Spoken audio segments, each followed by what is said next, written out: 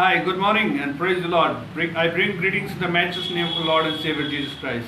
मैं सभी को प्रभु के नाम में प्रभु के अतुल्य नाम में सबका स्वागत करता हूँ। जय मसीह की बोलता हूँ। Again, this is the day that the Lord has made. Let's rejoice in it. आज का दिन यहोवा ने बनाया है, हम सब इसमें आनंदित हों और परमेश्वर में आनंदित हों। Every day is the gift from God. हर एक दिन परमेश्वर की ओर से एक उपहार है। Every day is the day of celebration unto the Lord. प्रत्येक दिन हमारे लिए परमेश्वर में एक आनंद मनाने का दिन है। You should every time find reason to praise God, reason to rejoice your life in the Lord. हमें हर दिन ये एक मौका ढूंढना है कि हम किस प्रकार से परमेश्वर में आनंदित रहें और उसको में मग्न रहें।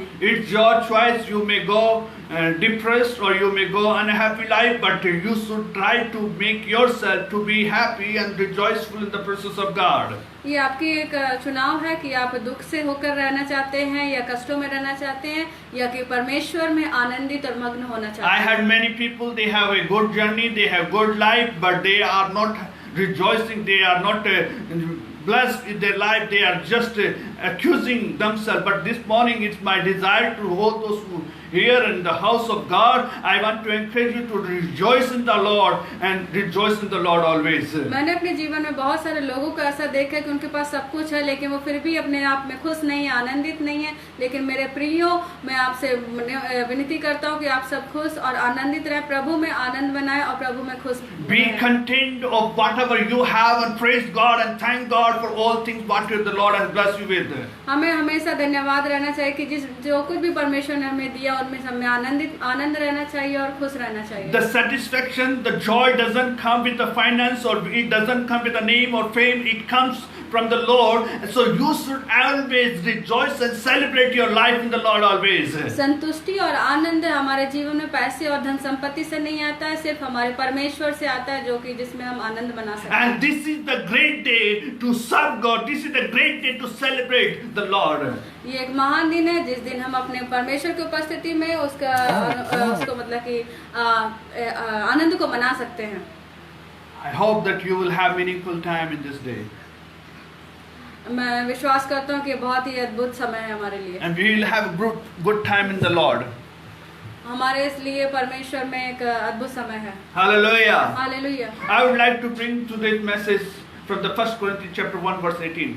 मैं आज सुबह काल में पहला कुरिन्थियों के उससे 1 Corinthians chapter 1 verse 18. पहला अध्याय के 18 वचन से 1 Corinthians chapter 1 verse 18. पहला कुरिन्थियों पहला अध्याय 18 वचन। And for the word of the cross is foolishness to those who are perishing, but to us who are being saved it is the power of God.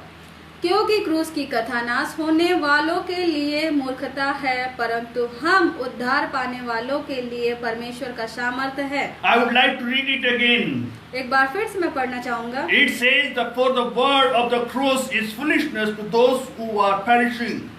क्योंकि क्रूस की कथा नाश होने वालों के लिए मूर्खता है, परंतु उन But to us who are being saved, it is the power of God. परंतु हम उद्धार पाने वालों के लिए परमेश्वर का सामर्थ्य है। The same scripture brings someone for the destruction, and this same scripture brings someone the power of God. यही जो एक मतलब कि सेम वो परमेश्वर का जो वचन है किसी के लिए नाश के लिए हो तो किसी के लिए सामर्थ्य के लिए। Some of them they feel this the word of God. This is the God's love letter. The God has intended His love in this scripture. They feel this is the foolish thing. The people are doing. They are educated. They have good things, but they are doing foolish thing. For them, it becomes a foolish message. But for us, it becomes the power of God. हाँ, जब हम इसी वचन को पढ़ते हैं और लोगों को देखते हैं कि वो अच्छे एजुकेटेड और सब कुछ ज्ञानवान होते हैं और वो सब कुछ करते हैं और ऐसी मूर्खता वाली बातें करते हैं जो कि नहीं होनी चाहिए, लेकिन हम जो परमेश्वर के लोग हैं हम इन सब बातों में सामर्थ्य पाए हुए हैं। This message of the cross gives us the power to live, power to sustain our life. ये जो क्रूस की कथा है, क्रूस का मैसेज है जो वो हम लोगों को मतलब कि सामर्थ्य देता है और हमें बढ़ाता है। The first Corinthians was written by Apostle Paul. पहला कुरिन्थियों प्रेरित पौलुस के द्वारा लिखा गया है। The Apostle Paul when he was traveling in second missionary journey, he has written this letter.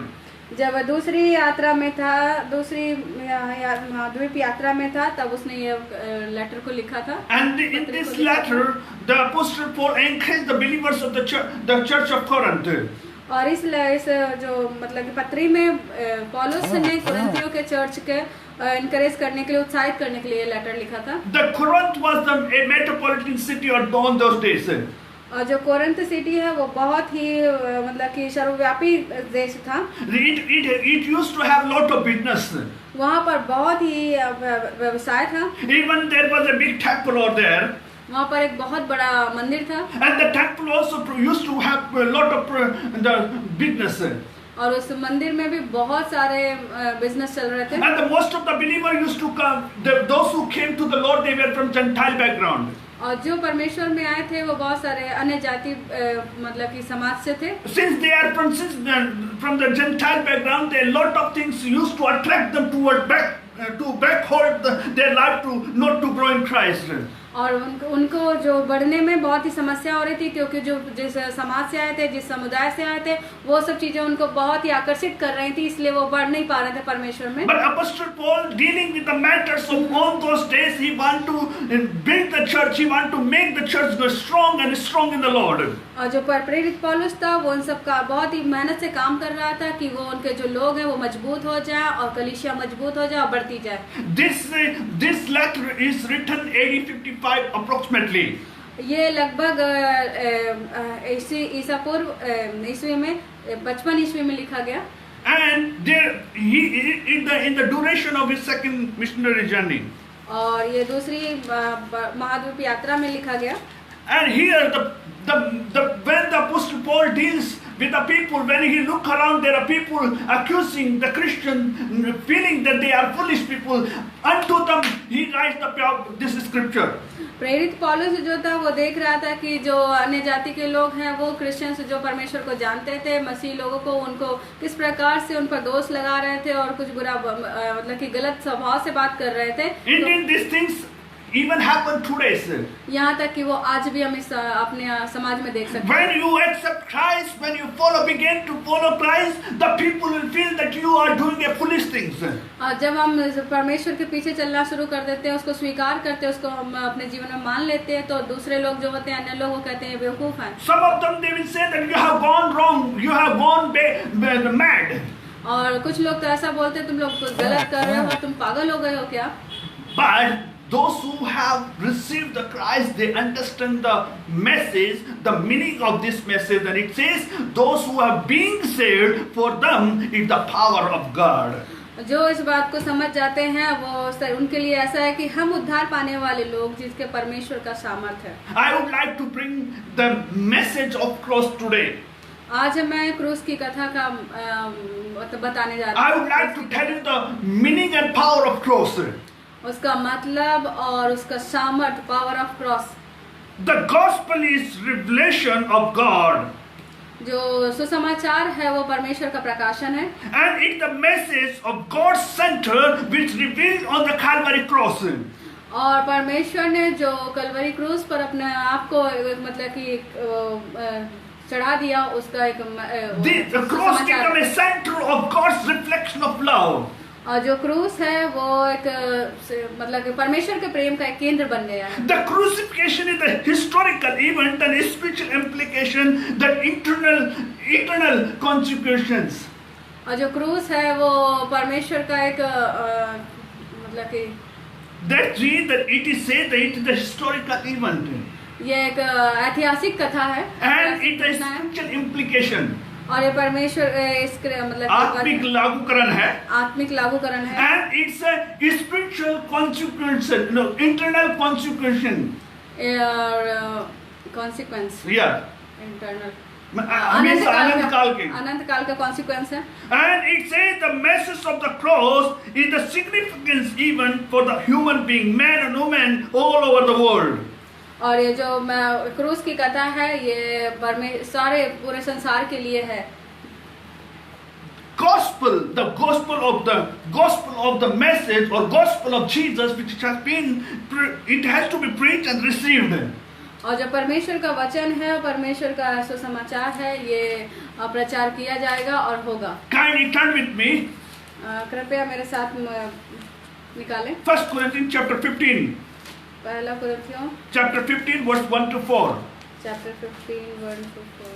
It says, "As now I make known to you, brethren, the gospel which I preached to you, which also received, in which also you stand, by which also you are saved, if you hold fast of the word which I preached to you, unless you believe is vain. For I delivered to you as the first important what I also received, that Christ died for all our sins according to the scripture, and that he was buried, and that he was raised on third day according to the scriptures." हे भाइयों, अब मैं तुम्हें वही सुसमाचार सुनाता हूँ जिसका मैंने तुम्हारे मध्य प्रचार किया, जिसे तुमने ग्रहण भी किया और जिसमें तुम स्थिर हो, जिसके द्वारा तुम उद्धार भी पाते हो, इस शर्त पर कि तुम उस वचन को जिसका मैंने तुम्हारे मध्य प्रचार किया दृढ़ता से थामे रहो, अन्यथा तुम्हारा विश्वास करना व्यर्थ हुआ। मैंने यह बात जो मुझ तक पहुंची थी उसे सबके मुख्य जानकर तुम तक भी पहुंचा दी कि पवित्र शास्त्र के अनुसार मसीह हमारे पापों के लिए मरा और गाड़ा गया और तथा पवित्र शास्त्र के अनुसार तीसरे दिन जी भी उठा। And here you find, यहाँ पर हम देखते हैं, here you find that this message of gospel has to preach. और ये जो परमेश्वर का सुसमाचार है, ये प्रचार की मतलब कि प्रचार करने के लिए है। Without preaching the gospel, the people cannot know the good news. और जब तक हम इसको प्रचार प्रसार नहीं करेंगे, तब तक वो सुसमाचार को नहीं सुनेंगे। And until it has received, it has no meaning. और जब तक ये स्वीकार नहीं है, मतलब कि प्राप्त नहीं किया जाएगा, it has to be preached and it has to be received in someone's life.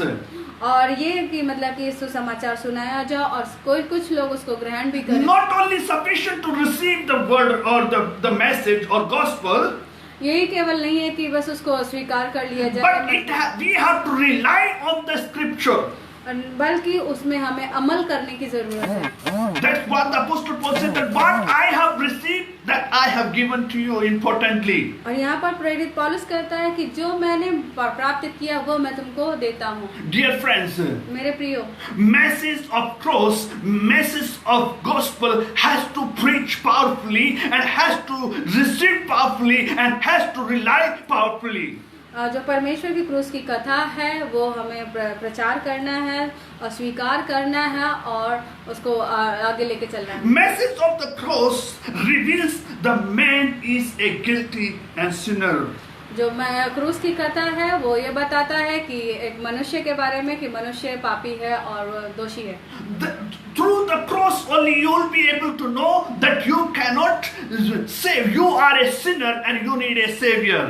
और क्रूस की कथा के द्वारा ही आप जान सकते हैं कि हम पापी हैं और हम बचाए हुए नहीं हैं। John chapter 3 verse 16 says, यूहन्ना रचित सुसमाचार की किताब 3:16 यूं कहता है। John 3:16 says, यूहन्ना 3:16 ऐसे कहता है, For God so loved the world, परमेश्वर ने जगत से ऐसा प्रेम किया that he has given his only begotten कि son, उसने अपना इकलौता पुत्र दे दिया, and whosoever believes in him ताकि जो कोई इस पर विश्वास करे shall not perish but have eternal life. वह नाश न हो परंतु अनंत जीवन पाए। This is the purpose that God sent his son Jesus, and that has been revealed on the cross. यही परमेश्वर की योजना थी कि उसने अपने पवित्र बेटे को यीशु मसीह को भेजा और वह अपने क्रूस के कथा। Matthew मत्ती रचित 26 26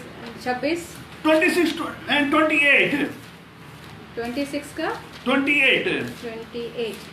Where the Jesus says, जहाँ पर यीशु मसीह कहता है, and for this is my blood of the covenant, which is poured out for many for forgiveness of sin. 26-28 Yeah. क्योंकि यह वाचा का मेरा वह लहू है जो बहुत लोगों के लिए निमित्त पापों की क्षमा के लिए बहाया जाने The को blood of Jesus has been shed to have many forgiven. और यीशु मसीह का लहू बहाया गया कि बहुत सारे बचाए जाएं। To get forgiveness, the blood of Jesus has been shed on the cross. परमेश्वर का लहू जो बहाया गया वो बहुत सारे लोगों की क्षमा प्राप्ति के लिए बहाया गया। The first John chapter 2, पहला यूहन्ना chapter 2 अध्याय 2 and verse 1 and 2. Verse 1 and 2.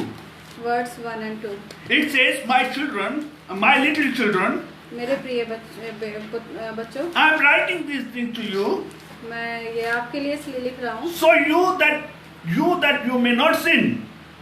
कि तुम पाप मत करो। If anyone sins, और यदि कोई पाप करे we have an advocate with the Father. कि वो हमारे समक्ष से एक बिचवाई है, And Jesus Christ, the righteous. वह जो यीशु मसीह है जो धर्मी है। Jesus is the mediator for us. He is the advocate for us. वह हमारे लिए एक मध्यस्थ करने वाला बिचवाई है। We are. This cross of message reveals to us that man is sinner. और ये जो क्रूस की कथा है ये बताता है कि मनुष्य पापी है। The sin is the problem of universe. और ये पाप है जो कि संसार का एक बहुत बड़ी समस्या है। This is the universal sin. ये मतलब कि सार्वभौमिक पाप है। Romans chapter 3 रोमियो की पत्री and 23. 3 तक 23 It says, for all have sinned and fall short of glory of God. इसलिए कि सबने पाप किया है और परमेश्वर की महिमा से रहित हैं। Because this sin is the universal and we all have sinned and fall short of the glory of God. ये इसलिए कि जो है सबने पाप किया है और परमेश्वर की महिमा से रहित है। So the message, the cross gives the message that we need a forgiveness. जो क्रूस की कथा बताती है कि हमें क्षमा प्राप्त And forgiveness is only the blood of Jesus we set on the cross of Calvary. और क्षमा प्राप्ति सिर्फ उसी से हो सकती है जिस परमेश्वर ने जिस यीशु ने अपना लहू उस कलवरी क्रूस पर बहाया। It says, इस प्रकार से कहता है। second thing, message of cross reveals the man is helpless to save himself. ये जो क्रूस की कथा इस तरीके से कहती है कि मनुष्य अपने आप में क्षमा प्राप्ति नहीं प्राप्त कर सकता है, मुक्ति नहीं प्राप्त कर सकता। First, the message of the cross tells the man is sinner or guilty. जो क्रूस की कथा बताता है कि वो मनुष्य पापी है और दोषी है। And now second, it tells that man cannot save himself through this sin or through this the sinful और activity. दूसरी बात ये बताता है कि मनुष्य स्वयं अपने पापों के क्षमा प्राप्ति नहीं कर सकता। Man is helpless. मनुष्य सहायकहीन है। He cannot do. वो कुछ नहीं कर सकता। So therefore, we cannot do. There was in Old Testament there was a provision to have forgiveness. और पुराने नियम में हम जब देखते हैं कि वहाँ पर एक वो था, मतलब कि एक प्रावधान था कि वो अपने पापों से छुटकारा पा सकते थे। But in the New Testament, but in नया नियम में we cannot save ourselves. Therefore, the Jesus died for us on the cross. कि हम अपने आप को नहीं बचा सकते, इसलिए परमेश्वर यीशु मसीह हमारे लिए उस क्रूस पर मरा। Romans 8:3. रोमियो का 8:3। Romans 8:3. 8:3 It says, इस प्रकार से कहता है। Romans 8:3. For what the law could not do, क्योंकि जो काम व्यवस्था weak as it is the flesh, शरीर के द्वारा God did it. न कर सकी, God did it. उस काम को परमेश्वर ने किया, Sending His own Son अर्थात अपने ही पुत्र को in the likeness of sinful flesh पापमय शरीर की समानता as an offering for sin. तथा पाप के लिए बलिदान होने के लिए भेजकर He condemned his sin in the flesh. शरीर के पापों को दोषी ठहराया। Jesus becomes sinful for us. यीशु मसीह हमारे लिए पापी बना। Man violate God's law without hope in his own. और मनुष्य ने तो उसका मतलब कि विद्रोह किया। Salvation cannot be earned by any righteous work. और उद्धार जो है वो हमारे किसी अच्छे धार्मिक काम के द्वारा नहीं प्राप्त किया जा सकता It है। is true that we need to do good works. और ये आवश्यक है कि हमें अच्छे काम करने A चाहिए। saved person has to do good work always. और एक जो बचाया हुआ व्यक्ति है उसको हमेशा अच्छे काम करने But चाहिए। we cannot save by our good works. लेकिन हम अपने अच्छे कामों से नहीं बचाए जा सकते Our हैं। good works has limitations. हमारे जो अच्छे काम है उनकी कुछ Your सीमितताएं work हैं। may be better than me, or my work can be better than yours, but your work has nothing to do with our salvation. हमारे काम शायद मेरे काम आपसे अच्छे हो या आपके काम मेरे से अच्छे हो, लेकिन ये सब कुछ मायने नहीं रखता हमारे उद्धार के लिए। For an example, मैं एक उदाहरण देना चाहूंगी। if we stand, all of us stand on one line, अगर हम एक लाइन में सब खड़े हो and जाएं get one stone in hand, और हम एक पत्थर को अपने हाथ में and लें I ask you to throw a stone for 1 kilometer, और कहें कि 1 किलोमीटर दूर ये पत्थर फेंकें, do you think that your stone will reach to the 1 kilometer? क्या आप सोचते हैं कि आपका ये पत्थर 1 किलोमीटर दूर जाएगा? It may go 300 meter or 400 meter maximum. हो सकता है 300 मीटर और 200 मीटर जाए, But your stone may go in front of me, or I can throw better than you, but it cannot reach to the 1 kilometer definitely. और हो सकता है कि मेरा पत्थर आपसे थोड़ा सा आगे और आपका पत्थर मेरे से थोड़ा सा आगे जा सकता है, लेकिन वो 1 किलोमीटर दूर पर नहीं जा सकता। We all are limited. We have to do good work, but it's not for the salvation. हम सबको अच्छे काम तो करने, लेकिन ये उद्धार के लिए नहीं है। Salvation is matter. It is necessary that it has to come through the God Himself. जो उद्धार है वो एक मतलब कि मायना रखता है, वो जरूरी है और वो हमें सिर्फ परमेश्वर से ही और यीशु मसीह से ही प्राप्त हो सकता है। The message of cross tells you that you are guilty. यीशु मसीह की कथा क्रूस की कथा ये बताती है कि हम दोषी हैं। Second, the message of the cross tells that we are helpless to save ourselves. और क्रूस की कथा ये भी बताती है कि हम असहाय हैं अपने आप को बचाने के लिए। And third, और तीसरी the बात, message of the cross invites man to come to Jesus. क्रूस की कथा मनुष्य को मतलब कि आमंत्रित करती है। It invites sinner to come and look upon Jesus and receive the salvation. और ये मतलब कि आमंत्रित करती है कि पापी मनुष्य उसके पास आए और अपना मतलब कि क्या बोलते हैं, उद्धार को प्राप्त करें। In cross we see our mean and which we need to be saved. In cross we see our mean. और क्रूस की कथा में क्रूस में ही हम अपने आप का अपने जीवन का मकसद और मतलब जानते हैं। And there only you will find your how to save. वहीं आप समझ सकते हैं कि आप किस प्रकार से उद्धार पा सकते हैं, छुटकारा पा सकते हैं। The death of Jesus is universal. Jesus died for whole world. और यीशु मसीह जो मृत्यु हुआ वो मरा, वो पूरे मतलब कि संसार के लिए मरा। उसकी जो मृत्यु है वो यूनिवर्सल मृत्यु थी। Salvation is for all. और ये जो उद्धार है वो भी सब के लिए है। But it has to be accepted by an individual. लेकिन ये हर एक प्रत्येक व्यक्ति के द्वारा स्वीकार किया जाएगा। There are many called but few are chosen. और जिस प्रकार से वचन कहता है कि बहुत सारे बुलाए गए लेकिन कुछ ही चुने हुए हैं। There are many thousands and thousands people are in the world, but there are few has been chosen by God. यहाँ पर हम संसार में देखते हैं हजारों लोग हैं, लेकिन कुछ ही परमेश्वर में बुलाए गए हैं। In your family, in your relation, in your boundaries, you find there are many people supposed to better than you, but they are not saved. But you have been saved because the mercies of God upon your life. हम देख सकते हैं कि हमारे चारों तरफ हमारे लोग, हमारे परिवार के लोग, शायद वो हमसे भी अच्छे होंगे, लेकिन उन सबों में आप चुने गए हैं क्योंकि आपको परमेश्वर की कृपा और दृष्टि मिली है। Fourth thing. चौथी बात, Message of the gospel displays the love of God. जो क्रूस की कथा है वो परमेश्वर का प्रेम को बताता है। Message of gospel tells you that you are guilty. सुसमाचार, Message of the gospel, जो cross, the message of the cross gives that you are guilty. जो क्रूस की कथा है वो बताता है कि आप गिल्टी, guilty means दोषी है. दोषी हैं. And second, it tells the message of the cross tells you that you cannot save yourself or. और क्रूस की कथा ये बताती है कि हम अपने आप से उद्धार नहीं प्राप्त कर सकते हैं. And the message of the cross tells invite you to come to Jesus. और क्रूस की कथा सब मतलब ये कहती है बताती है कि हमें उसको अपने जीवन में बुलाना है और स्वीकार करना है. God is inviting you. There are many, but God has selected you, chosen you.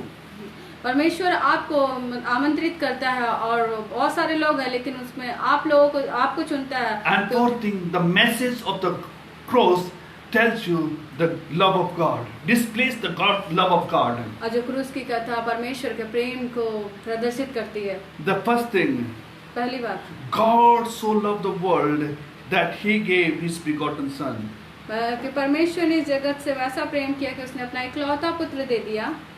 God loved us before ever we exist.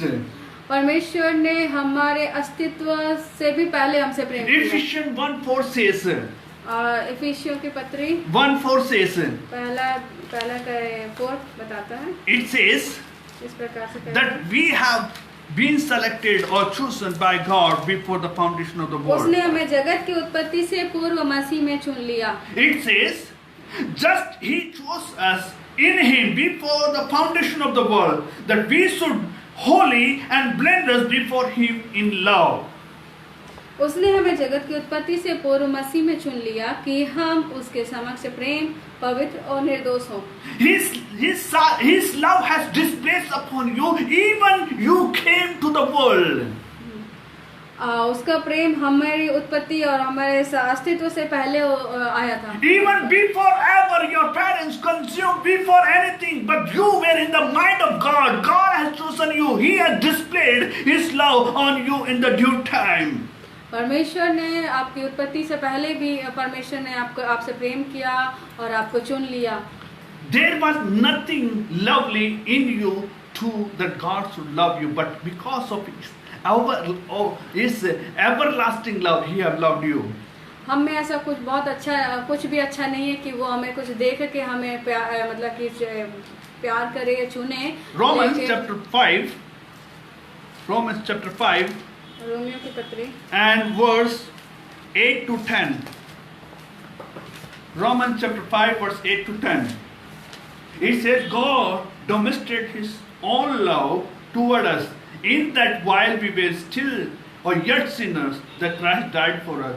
Much more than, having now been justified by His blood, we shall be saved from the wrath of God through Him. For if while we were enemies, we were reconciled to God through the death of His Son, much more, having been reconciled, we shall be saved by His life. परंतु परमेश्वर अपने प्रेम को हमारे प्रति इस प्रकार प्रदर्शित करता है कि जब हम पापी ही थे, मसीह हमारे लिए मरा. अतः इससे बढ़कर उसके लहू के द्वारा धर्मी ठहराए जाकर हम उसके द्वारा परमेश्वर के प्रकोप से क्यों न बचेंगे. क्योंकि जब हम शत्रु ही थे, हमारा मेल परमेश्वर के साथ उसके पुत्र की मृत्यु के द्वारा हुआ, तो उससे बढ़कर अब मेल हो जाने पर हम उसके जीवन के द्वारा उद्धार पाएंगे. He displayed His love while we were still sinners. उसने अपने प्रेम को प्रकट किया यहाँ तक कि जब हम पापी थे. We were not worthy. हम लोग मतलब इस योग्य न थे. This love of Christ attracts us toward the cross. और यही परमेश्वर का प्रेम हमें क्रूस की ओर आकर्षित करता है. John chapter 12 verse 32. जो John verse 12 verse 32. यूहन्ना 12 का 32. And if I am lifted up from the earth, I will draw all men myself.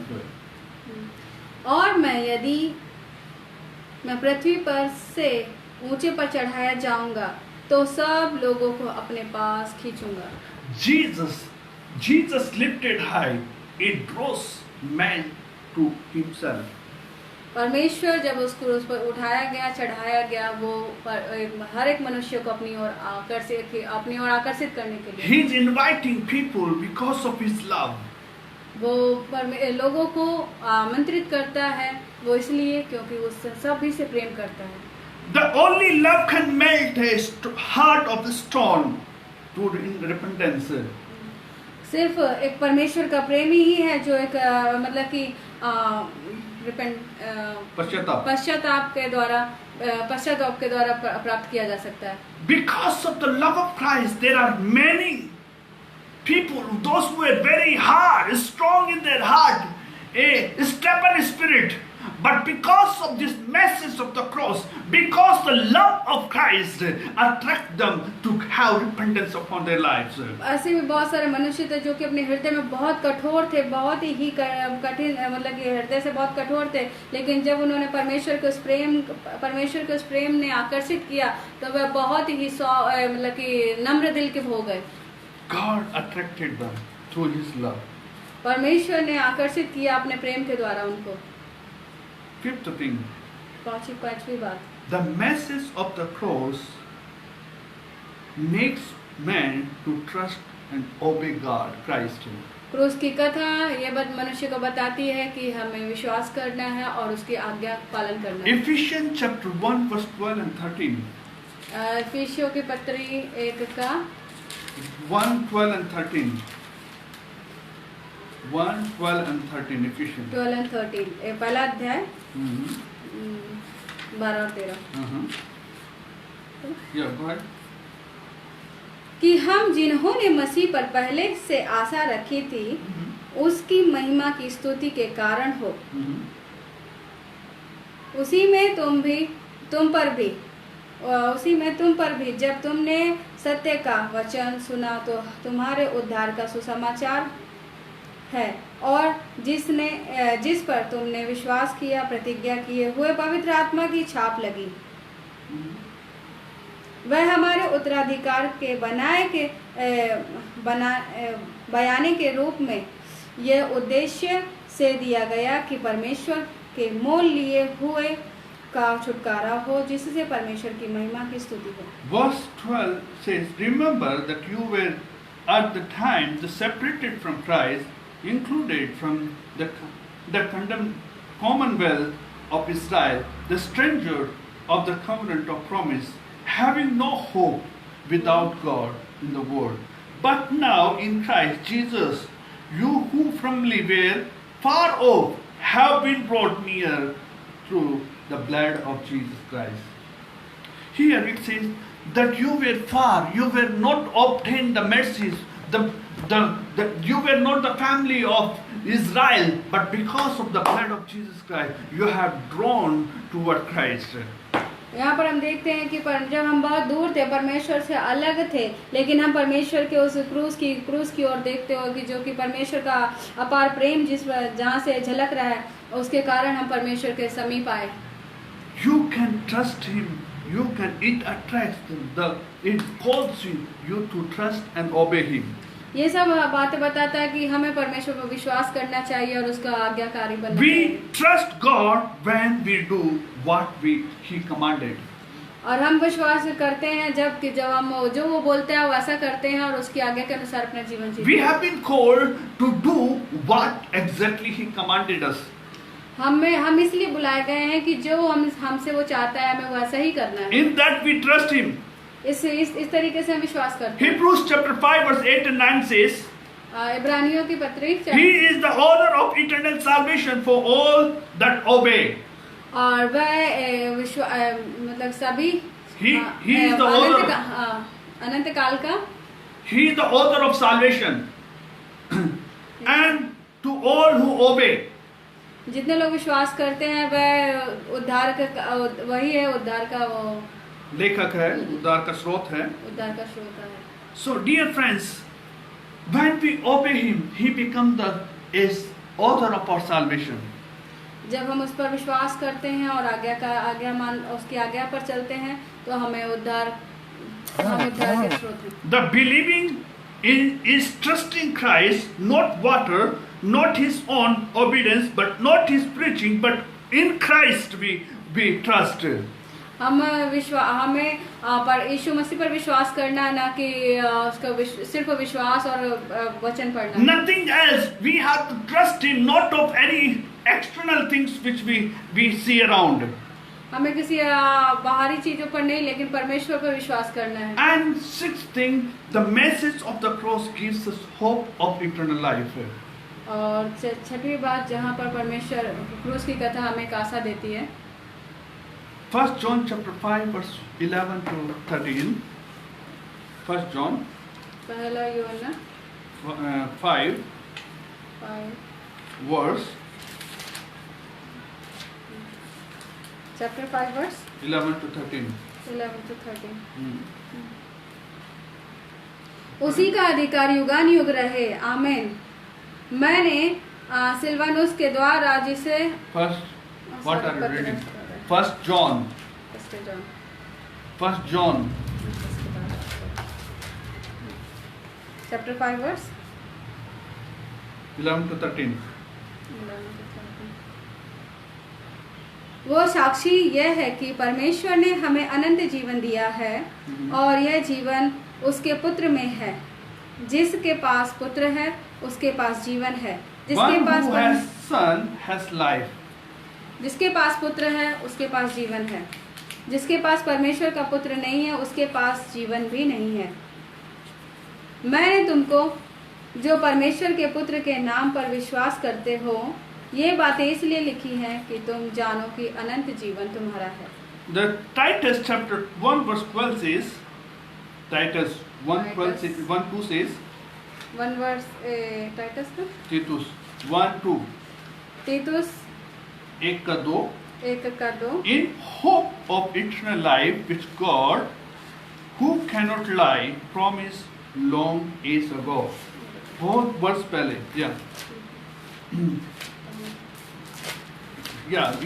please. Hope of eternal life. Hope of eternal life. अनंत काल की आशा, Which God cannot lie. जो कि परमेश्वर cannot lie, झूठ नहीं बोलता। He promised long years ago. और उसने बहुत ही सालों पहले इसका मतलब कि वो किया, वायदा किया। This is the eternal life the God promised in His Son. ये अनंत काल का जो प्रेम है, जो कि परमेश्वर ने बहुत पहले से हम पर मतलब कि वो किया था। John chapter 3 verse 16, it speaks about one who believes shall have eternal life. और यूहन्ना 3:16 ऐसा बोलता है कि जो विश्वास करेगा उसके पास अनंत काल का जीवन होगा। Without cross of Jesus or Christ, there is no hope. बिना परमेश्वर से, बिना परमेश्वर के उस क्रूस के द्वारा हमारा उद्धार नहीं होगा, हमारी कोई आशा नहीं है। The 1 Timothy chapter 1 verse 1, 1 Timothy पहला Timothy 1:1, 1 verse 1, it says, 1 Timothy 1:1 says, the Paul, an apostle of Christ Jesus, according to the commandment of God our Savior, and of Christ Jesus, who is our hope. पढ़े एक का एक। पौलुस की ओर से हमारे उद्धारकर्ता परमेश्वर और हमारी आशा मसीह यीशु की आज्ञा के अनुसार जो मसीह यीशु का प्रेरित है, विश्वास में मेरे सच्चे पुत्र जो आशा का means who is our hope. अच्छा, हमारी आशा मसीह यीशु की आज्ञा के अनुसार जो मसीह यीशु का प्रेरित है। Here Apostle Paul says that he is our hope. यहाँ पर प्रेरित पौलुस कहता है वो हमारी आशा है।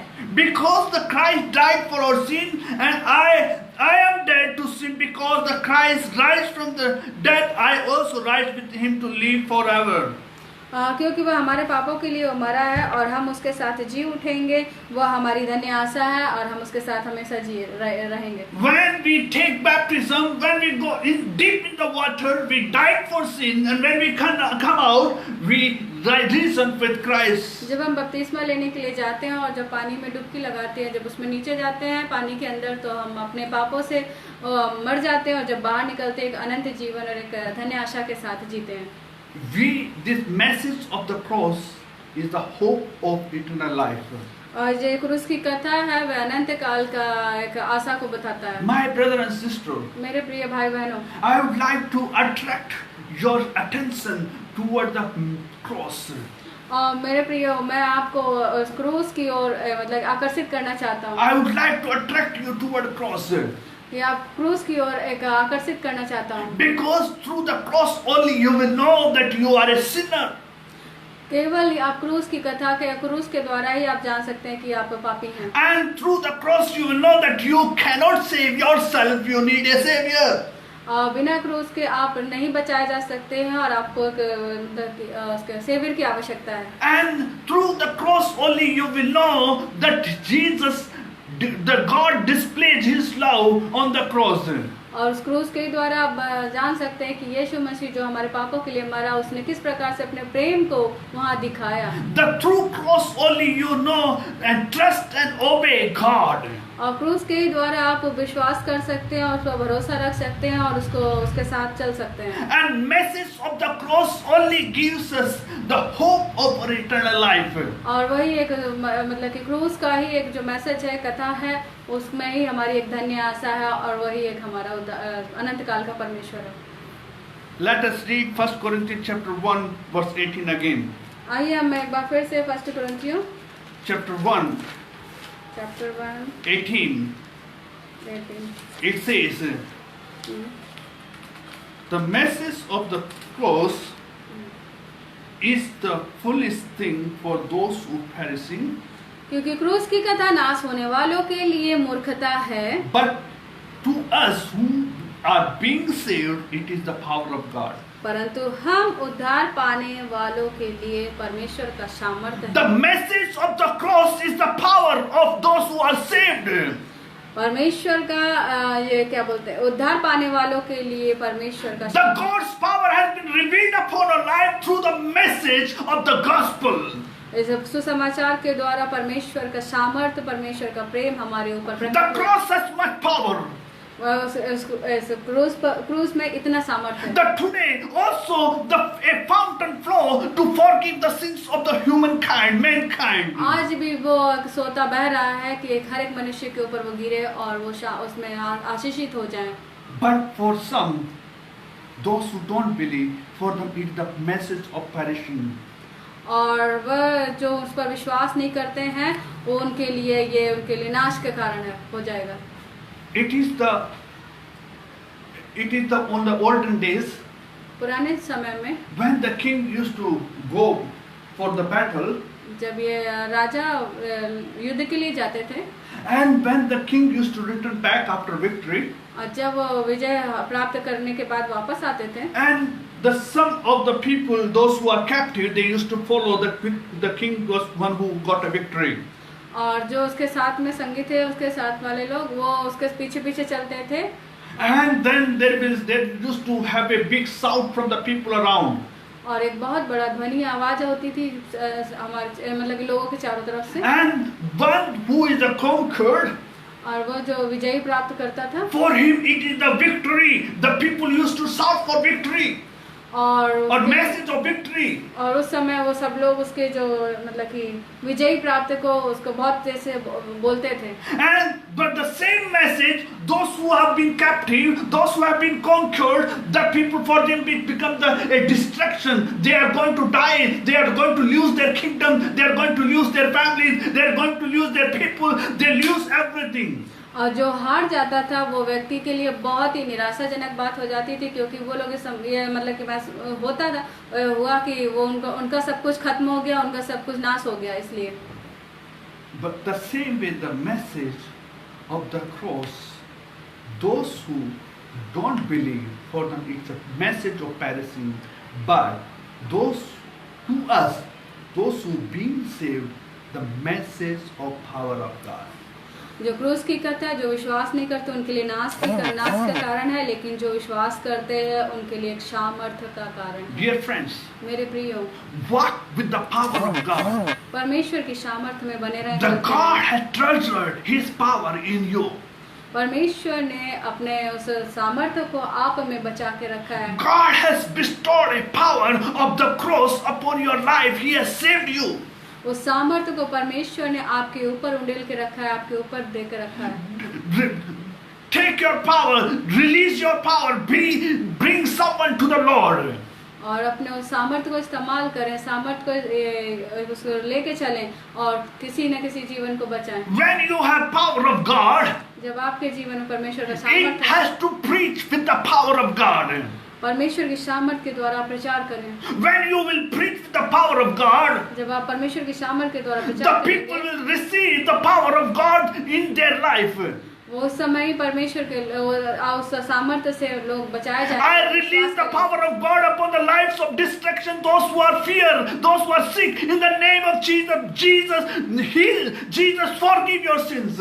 मैं उस सामर्थ्य को, परमेश्वर की सामर्थ्य को छोड़ता हूँ और जितने लोग बीमार हैं, तकलीफों में हैं, परमेश्वर उनको छुटकारा दे, आजाद करे। You realize you rely on the power of God. आप परमेश्वर की सामर्थ्य में बने रहें और उस पर मतलब कि आधारित रहें। Don't believe on somebody's word, but believe the relay on the power of God. किसी दूसरे के शब्दों पर विश्वास न करें, लेकिन परमेश्वर की सामर्थ पर विश्वास करें। Man is nothing. Just we, as a servant of God, we are a just instrument to use by God to bring the glory of God in this kingdom. मनुष्य कुछ भी नहीं है, हम तो बस एक परमेश्वर के चुने हुए लोग हैं जो कि परमेश्वर हमें इस्तेमाल कर रहा है कि हम उसकी महिमा के लिए इस्तेमाल हो जाए। The message of cross is the power for you to have salvation.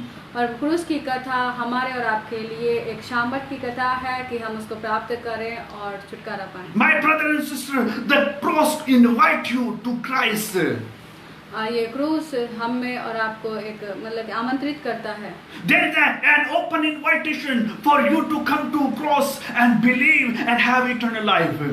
आपके लिए एक खुला स्वागत है कि आप आए, विश्वास करें और परमेश्वर में बढ़ते जाएं। May God help us to trust Him. May God help us to have faith upon Him. May God help us to have the hope of our eternal life in Him. परमेश्वर हमारी सहायता करे कि हम उस पर विश्वास करें, भरोसा करें और दिन प्रतिदिन उसके अनंत जीवन के लिए बढ़ते जाएं। May God richly bless you. परमेश्वर आपको बहुत से आशीषित करे। Let me have a word of prayer with you. आइए मेरे साथ प्रार्थना करें। Eternal God, Heavenly Father, I thank you and praise you for this wonderful day. I give you glory for all things which you have done through your Son on the cross of Calvary. Lord, without you we are nothing. Lord, thank you that through the cross you tell us that we are sinner and we need a pardon. Father, there is a pardon from the cross of Calvary. Father, I pray, oh Lord Jesus, let the power of God be demonstrated in the life of people, those who live in the darkness and sin, Lord. Father, once again in this time I pray, oh Lord, you thank you that you have saved us. There are many millions and billions of people in the world, but among them you have chosen and separated us for the demonstrating the power of cross in the world, Lord. Lord, use us as instrument for your kingdom. Thanking you for everything. In Jesus' mighty name I pray. Amen. Amen. God bless you richly. Have a blessed day.